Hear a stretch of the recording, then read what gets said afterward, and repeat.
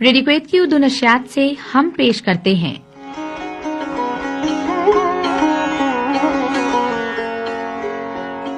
ہفتہ وار پروگرام آج کے مہمان۔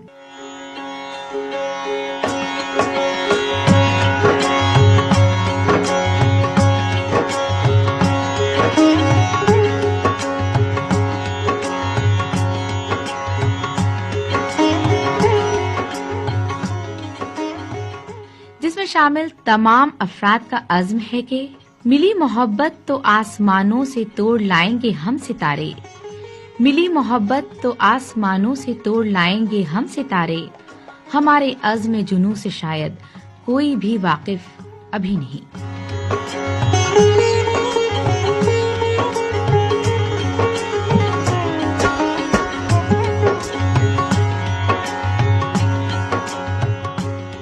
ادبی، سماجی اور تفریحی سرگرمیوں سے تعلق رکھنے والے کویت کی نامور شخصیات سے ملاقات۔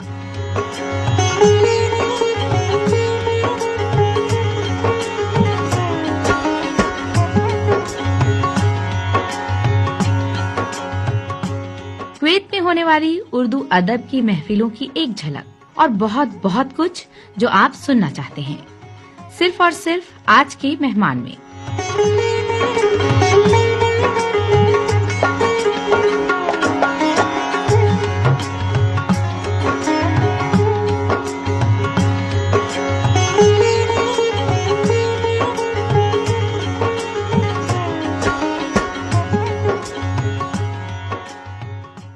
سامعین کرام، کویت کی اردو نشریات عبداللہ عباسی برکت خان کے ساتھ پروگرام آج کے مہمان۔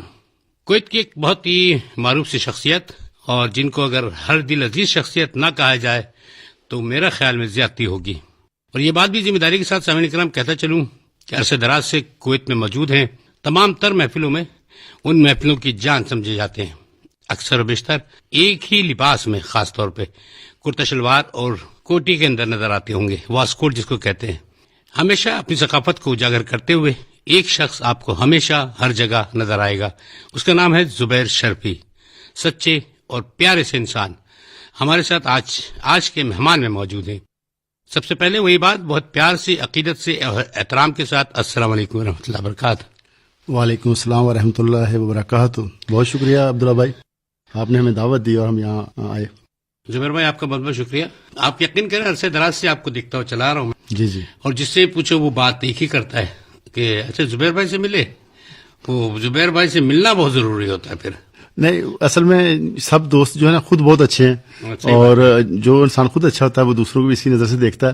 تو میرے جتنے بھی ملنے جلنے والے دوست ہیں تو وہ الحمدللہ بہت اچھے دوست ہیں۔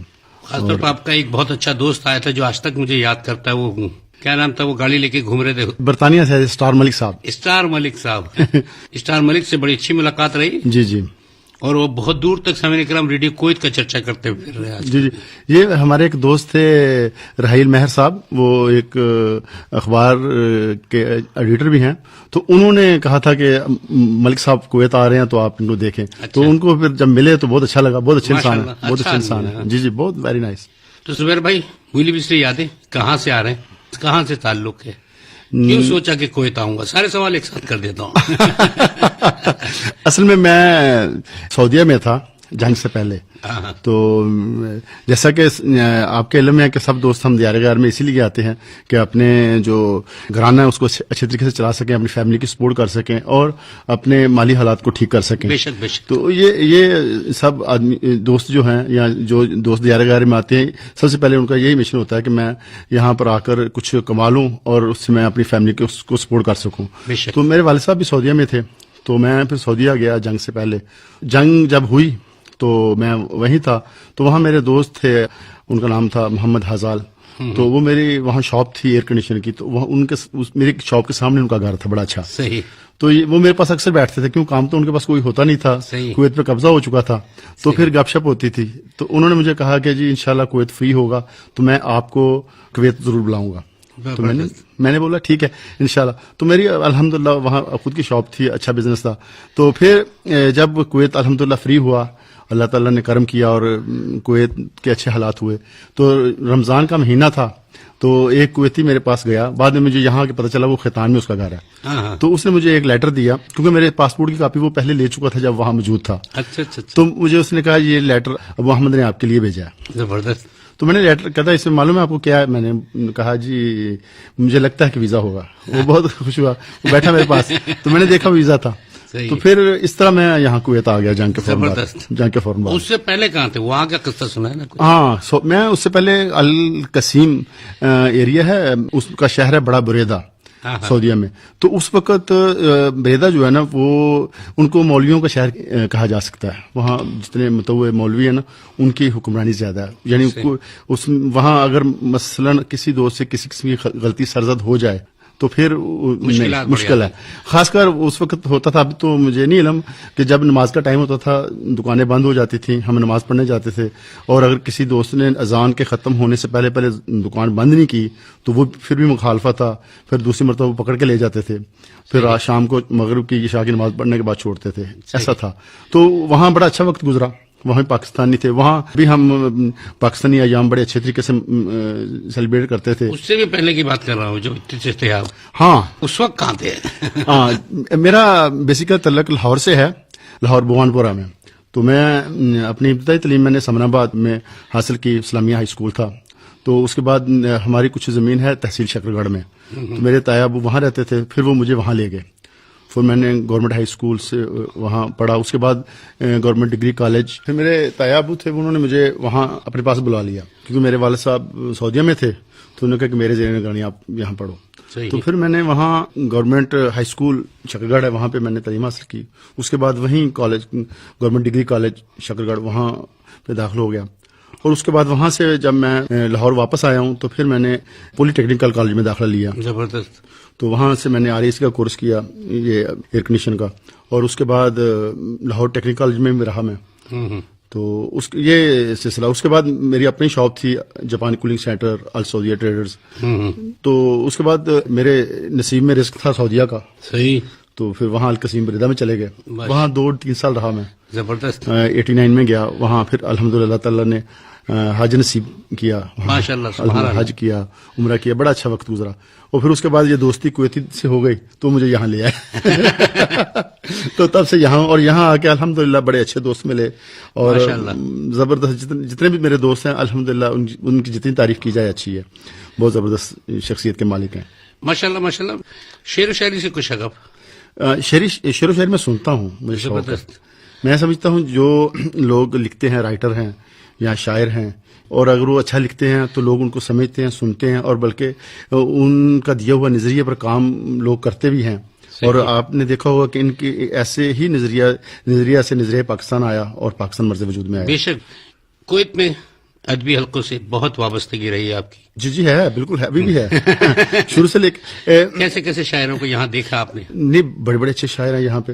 جب آج سے اگر 15-18 سال پہلے کی بات کریں تو یہاں آپ کے علم میں وہ نور پکار صاحب ہوتے تھے، امبر فتح پوری تھے، اور اس طرح اور بھی شاعر تھے جو میرے ذہن میں نہیں. مجھے سب سے پہلے مجھے یاد ہے کہ کویت ٹائمز کا افتتاحی تقریب ہوئی تھی ہوٹل میں، تو وہاں سب سے پہلے مجھے امبر فتح پوری نے دعوت دی. کرامۃ اللہ غوری صاحب سفیر پاکستان تھے وہاں، وہ چیف گیسٹ تھے. صحیح. تو پھر اس کے بعد چونکہ میرا کویت میں بھی ایسا ہی تھا کہ ہلکا حباب ادب سے تعلق تھا، تو یہاں پہ کہتے ہیں نا جیسا انسان کا دیس ہو ویسا بیس مل جاتا ہے. تو جیسا میں تھا ویسا ماحول مجھے مل گیا ماشاءاللہ بھائی، سبحان اور اللہ. اچھے ادبی لوگ مجھے ملے، اور پھر جو ہلکا حباب میں دوست ملے وہ بھی بہت ہی نفیس انسان ملے. بہت الحمدللہ. تو یہاں پہ مشاعروں کا ماحول سنا ہے کہ بہت زبردست ہوا اگر 90s کے بعد، وار کے بعد خاص طور پہ. جی بہت بڑے مشاعرے ہوتے تھے، انڈین پاکستانی مل کے مشاعرے کرتے تھے. اپنا رشید اللہ جنت سی پہ رشید مواتی صاحب تھے، اور باقی احمد پوری ہمارے بڑے اچھے دوست ہیں. باقی احمد پوری صاحب، کیا بات ہے. اماد صاحب کے والد محترم، اور ان سے بڑا اچھا تھا. بلکہ کوئی ہم ایسی تقریب جو پاکستان کے حوالے سے ہوتی تھی، یوم پاکستان ہوا یا یوم آزادی ہوئی، تو پھر ان کو میں ضرور، شاعر تو ضرور میں دعوت دیتا ہوں شاعروں کو. کیا بات ہے. تو اور میرے جتنی پہلی میٹنگز تھیں یا جتنے پہلے ہم نے پروگرام کیے اس میں شاعر تو ضرور ہوتے تھے. بہت اچھے الحمدللہ. اور اس کی وجہ یہ ہے کہ میں سمجھتا ہوں کہ جو چیز ہم لوگ جو ہے کافی ٹائم لگا کر لوگوں کو بتاتے ہیں، تو شاعر اس کو 2 شعروں میں قلم بند کر دیتے ہیں. صحیح بات ہے، صحیح بات تو ہے. وہ سمجھ بھی آ جاتی ہے. صحیح. اور اسی طریقے سے جو لکھنے والے ہیں تو اللہ غریق رحمت کرے واجد علی واجد صاحب کو عرب ٹائم میں ہوتے تھے. تو میں ان کے بڑے اچھے دوست تھے. ان کے پاس جب جا کے بیٹھتا تھا تو میں سمجھتا ہوں کہ اگر آپ کسی تعلیم یافتہ دوست کے پاس جا کر بیٹھتے ہیں تو آپ کچھ نہ کچھ لے کر اٹھتے ہیں. صحیح بات ہے. تو انسان کو چاہیے کہ ایسے دوستوں کے پاس بیٹھے جو علم اور شعور اور ایسا خزانہ ان کے پاس ہو، اس سے کچھ نہ کچھ ضرور ملتا ہے. بے شک بے شک. اور جیسے کہ میں نے سنا تھا کہ پہلے عرب ٹائم کے اندر اردو پیج آتے تھے. جی وہ میرے خیال میں جنگ سے پہلے تھا. جب میں کویت میں آیا ہوں، میں جنگ کے بعد آیا ہوں، تو تب کوئی ٹائم تھا. کوئی ٹائمز کے اندر سعید صفدر ہوتے تھے وہاں چیف اردو کے انچارج. تو بڑے اچھے دوست تھے. اللہ تعالیٰ ان کو بھی غریق رحمت کرے. وہ بڑے اچھے انسان تھے اور اپنے کام پہ بہت زیادہ مخلص تھے. بڑے کوئی ٹائم کو انہوں نے بڑا اچھا چلایا. جی جی. یعنی کہ کہیں گے کوئی ٹائم سے لوگوں کو خاص طور پہ عمر بھائی کی کاوشیں جی جی کافی حد تک رہی. عمر صاحب تو جو شعراء کو بہت انہوں نے مقبول کیا. دیکھیں جی سعید صفدر کے بعد عمر صاحب نے کوئی ٹائم کو بڑا اچھے طریقے سے چلایا. میں سمجھتا ہوں ہم پاکستانی کی بدقسمتی ہے کہ وہ اردو پیج بند ہو گیا، ہونا نہیں چاہیے تھا.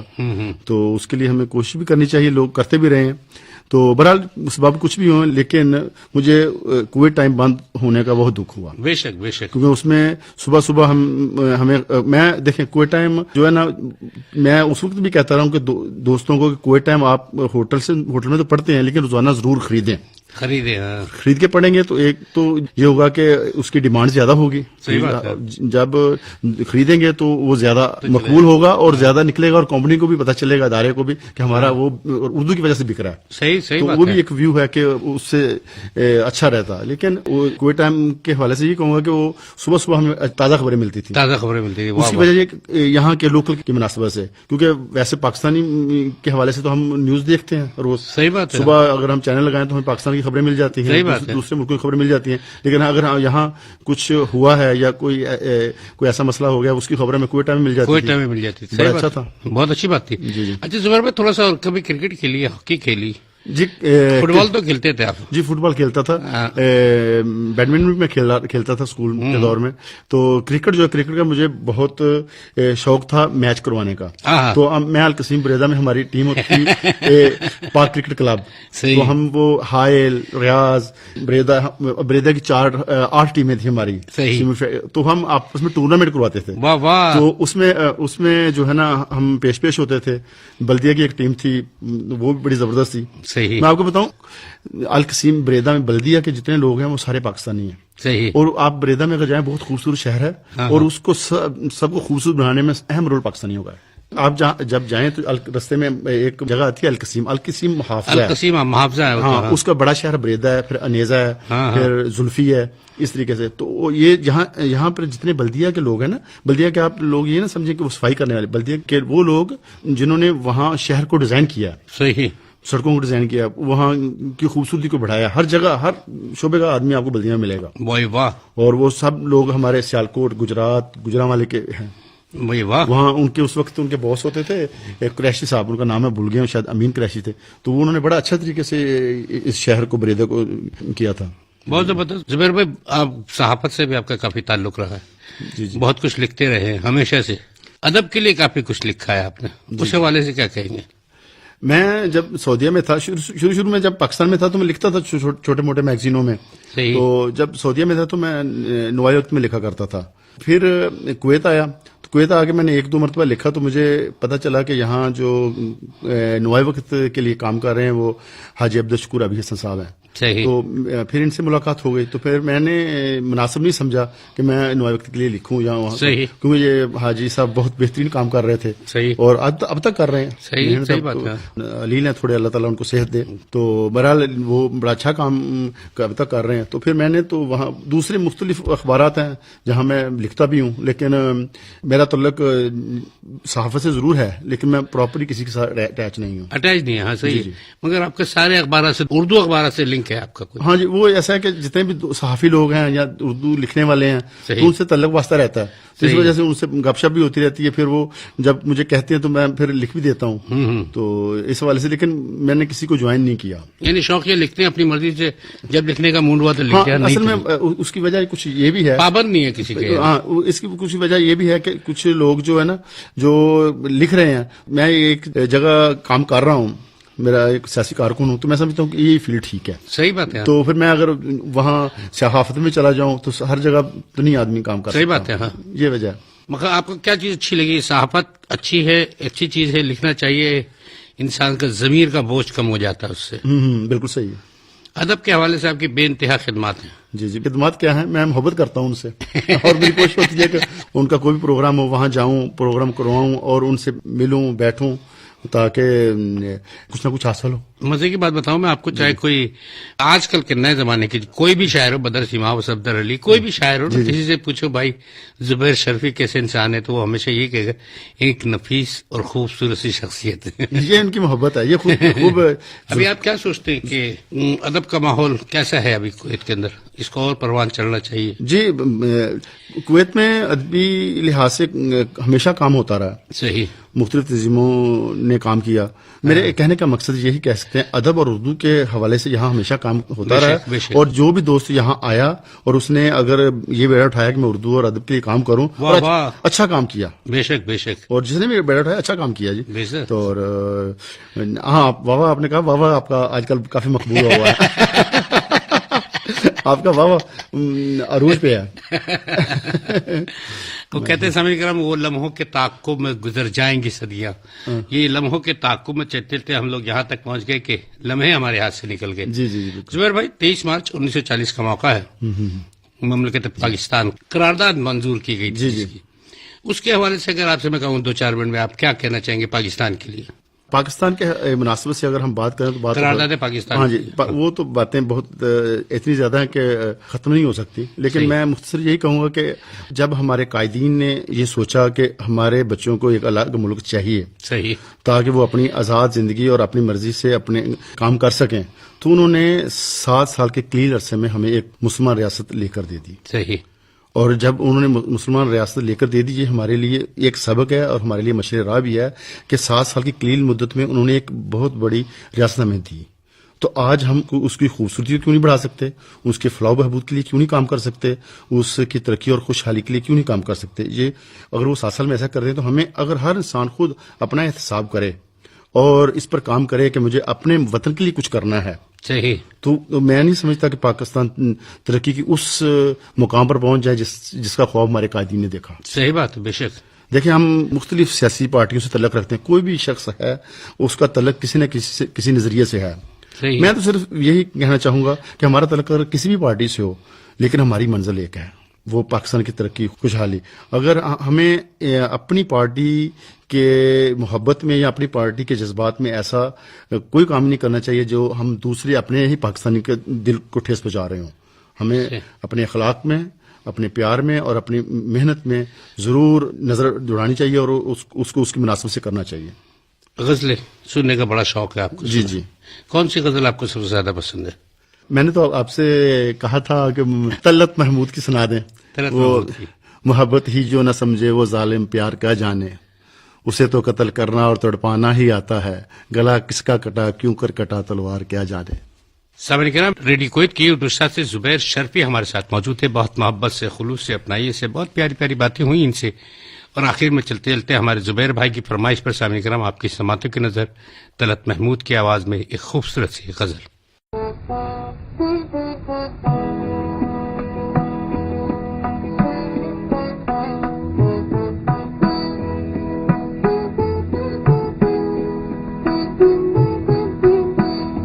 محبت ہی نہ جو سمجھے وہ ظالم پیار کیا جانے، محبت ہی نہ جو سمجھے وہ ظالم پیار کیا جانے، نکلتی دل کے تاروں سے جو ہے جھنکار کیا جانے.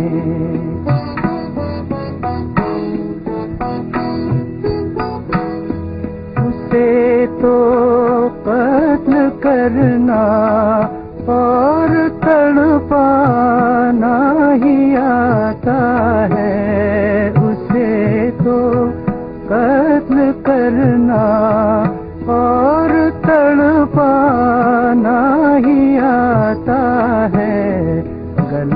کس کا کٹا کیوں کر کٹا تلوار کیا جانے محبت ہی نہ جو سمجھے وہ ظالم پیار کیا جانے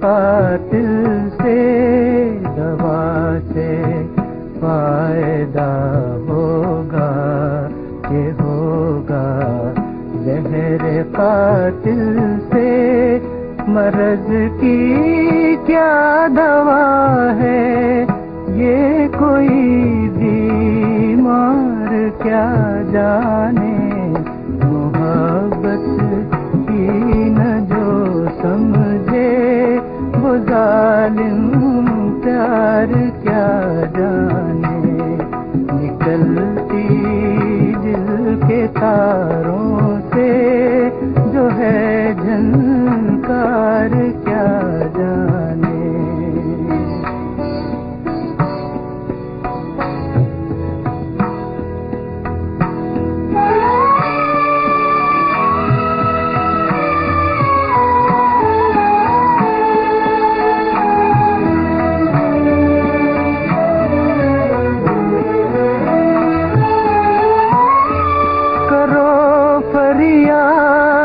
سر ٹکراؤ اپنی جان دے ڈالو کرو فریاد سر ٹکراؤ اپنی جان دے ڈالو تڑپتے دل کی حالت حسن کی دیوار کیا جانے تڑپتے دل کی حالت حسن کی دیوار کیا جانے محبت ہی نہ جو سمجھے وہ ظالم پیار کیا جانے زبیر شرفی بھائی ہمارے ساتھ موجود تھے. سامعین کرام وقت ہمارے ہاتھ سے نکل گیا.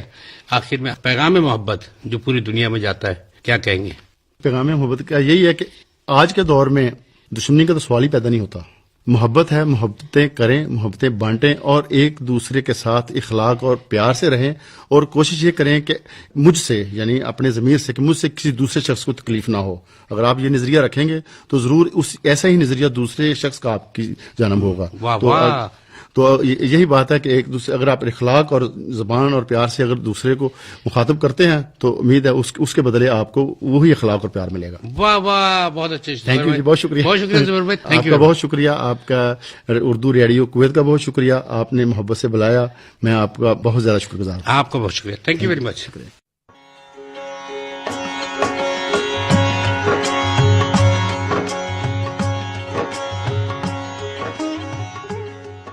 ابھی آپ سن رہے تھے خطبات پروگرام آج کی مہمان.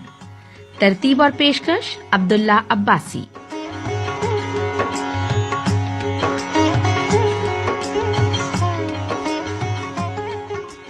ساؤنڈ انجینئر محمد برکت خان.